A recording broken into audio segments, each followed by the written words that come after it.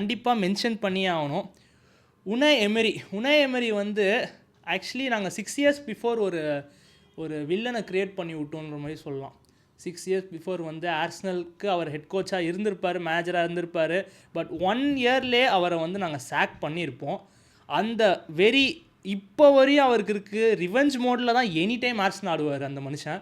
நீங்கள் நோட்டீஸ் பண்ணீங்கன்னா last few இயர்ஸாக ஆர்சனலோட மேட்ச்னாலே அந்த மனுஷன் பேய் மாதிரி டாக்டிக்ஸ் போட்டு பேய் மாதிரி ஆடுவார். அதுக்கேற்ற மாதிரி அந்த லாஸ்ட் கோல் செலிப்ரேஷன் நீங்கள் பார்த்துருப்பீங்க.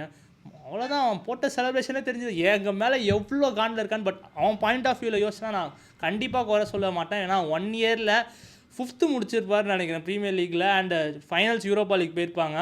ஸோ இந்த இது ஏன்னா நிறைய பேர் இப்போ நீங்கள் பார்த்தீங்க அர்டேட்டாக்கு எவ்வளோ சான்ஸ் கொடுத்துருப்பாங்க, எத்தனை இயர்ஸ் இந்த ப்ராசஸ் டெஸ்ட் பண்ணியிருப்பாங்க. பட் ஆனால் எமரிக்கு அந்த சான்ஸ் கிடைக்கல. ஸோ அவர் பாயிண்ட் ஆஃப் வியூவில் அவர் காண்டா இருக்கிறது தப்பு இல்லை. அதனால் எங்களை எப்போ பார்த்தாலும் போட்டு அடின்னு அடிக்கிறான்.